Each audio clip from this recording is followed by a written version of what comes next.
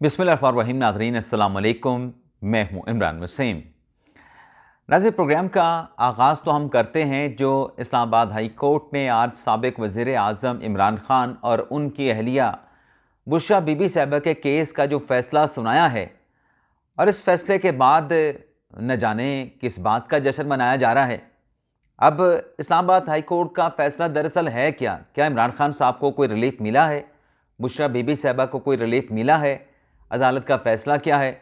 सबसे पहले तो अदालत का फ़ैसला, अदालती कार्रवाई का अहवाल आप देखने वालों की खिदमत में पेश करेंगे, और फिर हम बात करेंगे कि हुकूमत ने सुप्रीम कोर्ट के जजेस की तनख्वाहों में तकरीबन 10 लाख रुपए का इजाफ़ा कर दिया।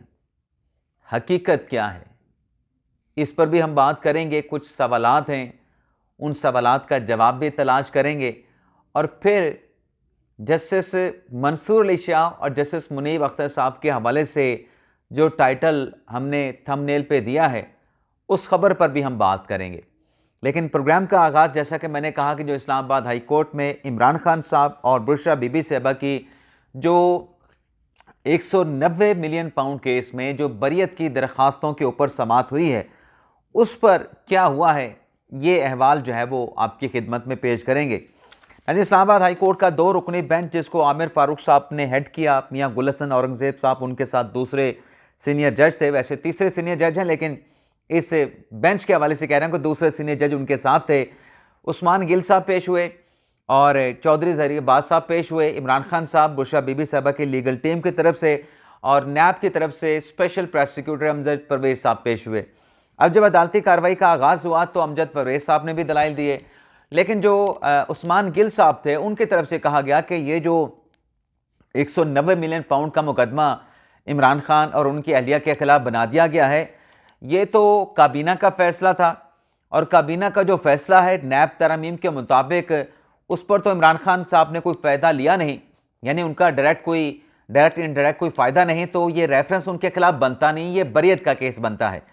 और उन्होंने कहा कि ये तो ट्रस्ट को ज़मीन मिली थी, जो 458 कनाल ज़मीन मिली वो ट्रस्ट को मिली थी, वो इमरान खान साहब का उसमें कोई ज़ाती कोई फ़ायदा कोई गेन नहीं था।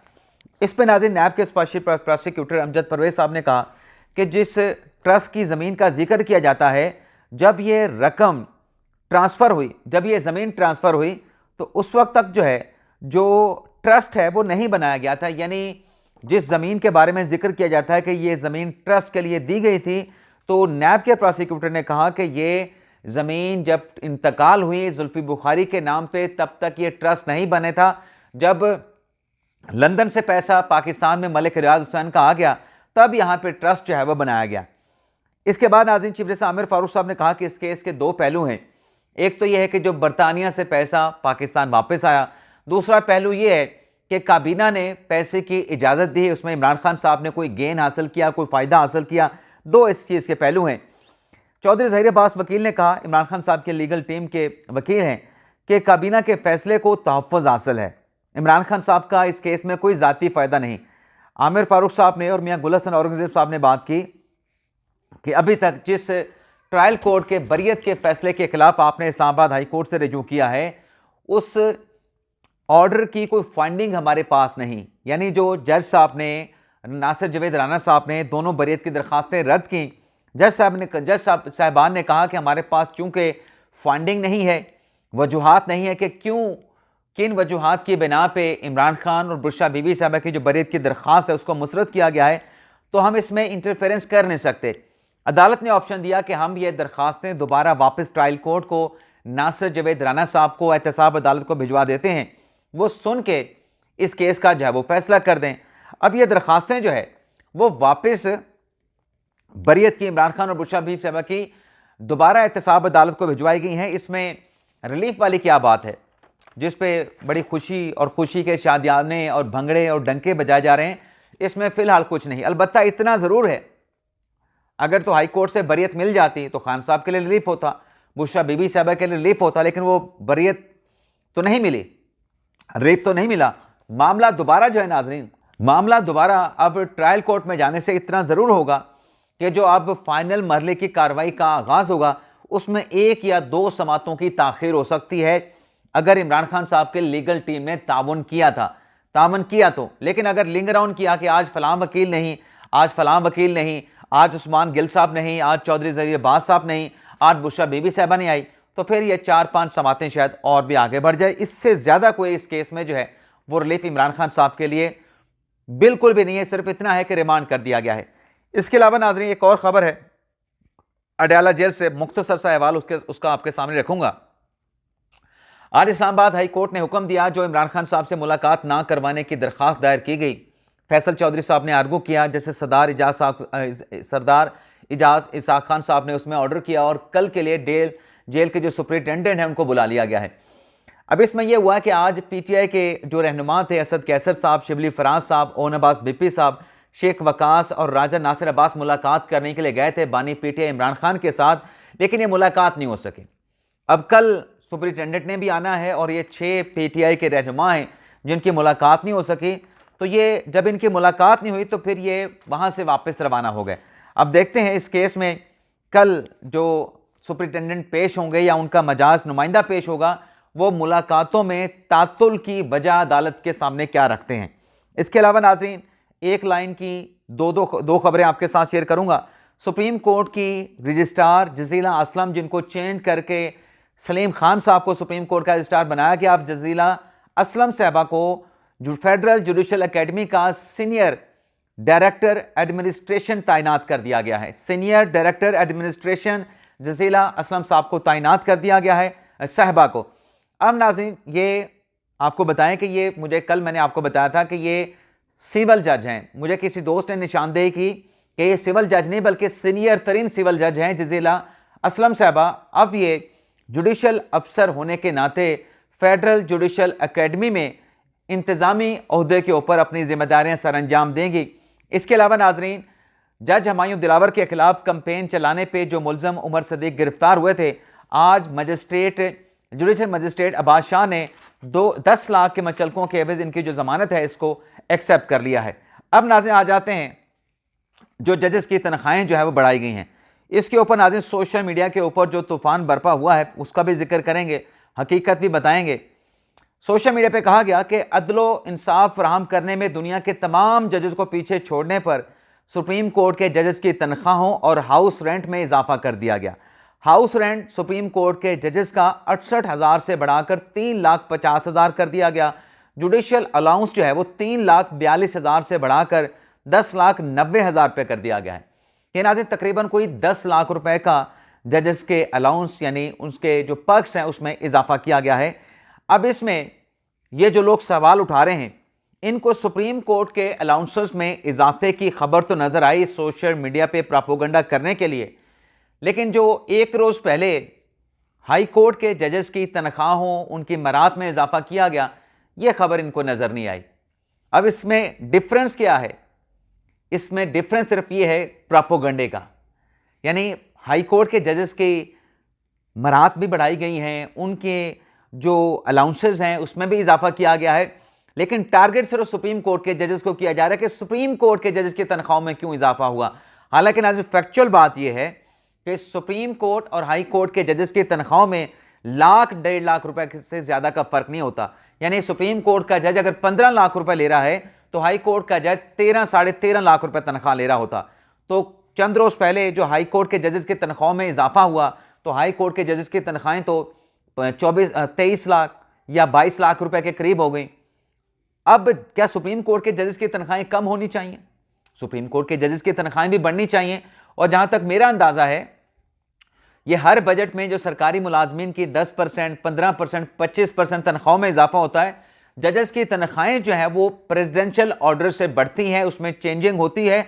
मेरे ख्याल से जजेस की तनख्वाहों में इजाफा नहीं हुआ और ये 7-8 साल से, पिछले 7-8 साल से शायद यही तनख्वाहें चलती चली आ रही हैं। तो अब जाके इजाफा किया गया है, अच्छी बात है, लेकिन इसमें क्वेश्चन जो है, मैंने कहा कि इसमें हम सवाल भी एक करेंगे। जो मेरे नज़दीक एक सवाल बनता है, इसका जवाब जो है वो आना चाहिए।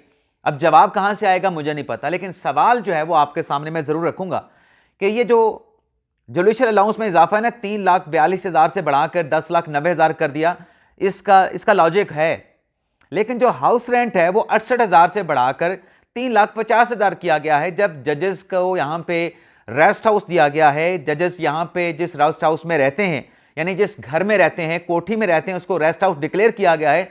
तमाम सहूलियत वहाँ पर सरकार फराहम करती है। और जो जज साहब का अपना घर होता है, चाहे वो कराची में हो, लाहौर में हो, जिस शहर में भी हो, उसको सरकारी रहायशगाह करार दिया जाता है। उसके तमाम मेंटेनेंस जो है वो भी सरकार की ज़िम्मे होती है। तो फिर मेरा सवाल यह है कि ये हाउस रेंट 68,000 रुपये ये क्यों दिया जा रहा था? अच्छा, कोई दोस्त यहाँ पे कह रहे हैं कि मौजूदा हुकूमत ने ये हाउस रेंट दिया है 3,50,000, ये खान साहब के दौर में भी मिल रहा था, उससे पहले नवाज शरीफ के दौर में भी मिल रहा था। हाँ, वो कम मिल रहा था, वो 68,000 रुपये थे, लेकिन अब उसको बढ़ा के 3,50,000 कर दिया गया है। मेरा सवाल सिर्फ इतना है कि जब सरकारी रेस्ट हाउस भी है, उसमें तमाम सहूलियत भी सरकार की हैं, नौकर चाकर भी हैं, बाकी सहूलियात भी हैं, बिजली भी है, और सरकारी घर भी जो है वो डिक्लेयर किया गया है कि वो सरकारी रहायशगाह होगी, और वहाँ पर भी सरकार के जो पर्क्स या जो मराद जजेस को हासिल हैं उसके ज़रिए आप उस घर की मेंटेनेंस होती है। तो फिर ये मेरे ख्याल से मेरा एक सवाल है कि क्या ये होना चाहिए, जो हाउस रेंट है वो होना चाहिए? मेरा एक सवाल है, मैं एतराज़ नहीं कर रहा, सिर्फ सवाल उठा रहा हूँ। इसके अलावा नाज़रीन, जो मैंने जस्टिस मंसूर अली शाह साहब के हवाले से लिखा कि जस्टिस मंसूर अली शाह और जस्टिस मुनीब अख्तर साहब का बतौर जज जो है वो सफ़र इख्तिताम हुआ, तो ये नाज़रीन एक तहरीर है जो कि लिखी गई है। मैं ये तहरीर आपको पढ़ देता हूँ। ये नाज़रीन तहरीर लिखी है साबिक चीफ जस्टिस के जो साबिक सेक्रेटरी थे मोहम्मद मुश्ताक, उनकी तरफ से लिखी गई है। उनकी सोशल मीडिया की फेसबुक की वॉल पे पड़ी है, जिसमें उन्होंने सवाल किया है कि क्या जस्टिस मंसूर और जस्टिस मुनीब अख्तर का सफ़र यहीं तक था। कोर्ट रिपोर्टरों से सवाल उन्होंने उठाया, जैसे मैंने सवाल उठाया वैसे इन्होंने भी, जो अदालती रिपोर्टर्स हैं, साफ़ी हैं, उनसे सवाल उठाया। बस सवाल क्या है, वो ये लिखते हैं कि 26वीं आईनी तरमीम के बाद कई कोर्ट रिपोर्टर्स का ख्याल था कि justice Mansoor Ali Shah chief justice बनेंगे। जब ऐसा नहीं हुआ तो फिर कई कोर्ट रिपोर्टर्स ने इस ख्वाहिश का इजहार किया या ये ख्वाहिश जाहिर की कि justice Yahya Faridi chief justice बनने से इनकार कर देंगे। जब ये भी नहीं हुआ तो फिर कई कोर्ट रिपोर्टर्स ने पेशगोई की कि चीफ जस्टिस याहिया फरीदी दीगर 2 जजों के साथ मिलकर 26वीं आईनी तरमीम के खिलाफ दरखास्तों को फुल कोर्ट में समाअत के लिए मुकर्रर कर लेंगे। अच्छा नाज़रीन, जो तहरीर मुश्ताक साहब ने लिखी है, अब तक जितनी मैंने तहरीर पढ़ी है, इसको पढ़ने के बाद मुझे बज़ाहिर ऐसा लगता है कि यहाँ पे मुश्ताक साहब जो हैं, जो कोर्ट रिपोर्टर्स में कुछ ऐसे साफ़ी हैं जिसमें शायद मुश्ताक साहब ये समझते हैं, अच्छा वो कोर्ट रिपोर्टर हैं या कोर्ट रिपोर्टर नहीं है, ये भी एक सवाल है। मुश्ताक साहब ने तो कोर्ट रिपोर्टर लिख दिया, लेकिन क्या वो फैक्चुअली कोर्ट रिपोर्टर भी हैं? कभी उन्होंने रिपोर्टिंग की भी है? रिपोर्टिंग के साथ उनका कभी माजी में कोई ताल्लुक़ रहा भी है? कभी एक उन्होंने किसी इदारे के लिए बतौर रिपोर्टर काम भी किया है? तो ये एक सवाल भी अपनी जगह पे मौजूद है। लेकिन मुझे ऐसा लगता है कि मुश्ताक साहब इस तहरीर के ज़रिए उन रिपोर्टर्स की तहरीरों में या उन रिपोर्टर्स के ब्लॉग्स में या उनकी रिपोर्टिंग में जो तजादात हैं उसकी निशानदेही कर रहे हैं। मुझे जो अब तक पढ़ के लगा, आगे कह रहे हैं कि जब ये भी नहीं हुआ तो फिर कई कोर्ट रिपोर्टर ने पेशगोई की कि चीफ जस्टिस अफरीदी, अच्छा ये वाली बात हो चुकी है। जब ऐसा नहीं हुआ तो फिर फ्रस्ट्रेशन शुरू हो गई। चुनाचा पहले 31 अक्टूबर को 2 जजों ने प्रैक्टिस एंड प्रोसीजर कमेटी का इजलास बुलाया, और जब चीफ जस्टिस अफरीदी ने इस पर शिरकत नहीं की, यानी ये जो मंसूर अली शाह साहब ने और मुनीब अख्तर साहब ने 31 अक्टूबर को इजलास बुलाया था, उसका जिक्र कर रहे हैं मुश्ताक साहब, और कहते हैं कि जब चीफ जस्टिस याहिया फरीदी ने उसमें शिरकत नहीं की तो मज़कूरा 2 जजों ने उसके बावजूद इजलास मुनक्कद किया, यानी याहिया फरीदी साहब की अदम शिरकत के बावजूद इजलास मुनक्कद किया और फैसला भी सुना दिया कि 26वीं आईनी तरमीम के खिलाफ दरखास्तों को पीर 4 नवंबर को समाअत के लिए मुकर्रर किया जाएगा। जब इस फैसले पर अमल नहीं हुआ तो 4 नवंबर को उन्होंने, यानी उन्हीं 2 जजेस ने चीफ जस्टिस को ख़त लिखकर अपनी परेशानी का इजहार किया।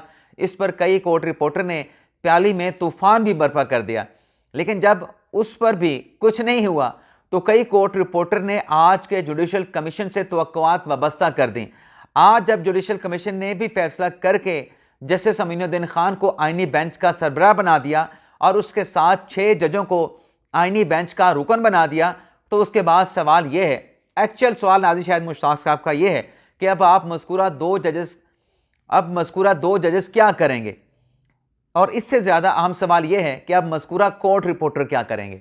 यानी दोनों जजेस के ऊपर तो सवाल उठाया कि वो अब आईनी बेंच में भी नहीं शामिल रहे और प्रैक्टिस एंड प्रोसीजर कमेटी में भी दोनों जजेस शामिल नहीं हैं, सिर्फ मंसूर अली शाह साहब अकेले उस प्रैक्टिस प्रोसीजर कमेटी में रह गए हैं। तो मुश्ताक साहब सवाल कहते हैं कि एक सवाल तो यह है कि दोनों जजेस क्या करेंगे, लेकिन उससे बढ़ के जो उन्होंने सवाल उठाया है कि जो कोर्ट रिपोर्टर्स हैं जो लंबी लंबी हाँकते हैं या लंबी लंबी छोड़ते हैं, वो अब क्या करेंगे।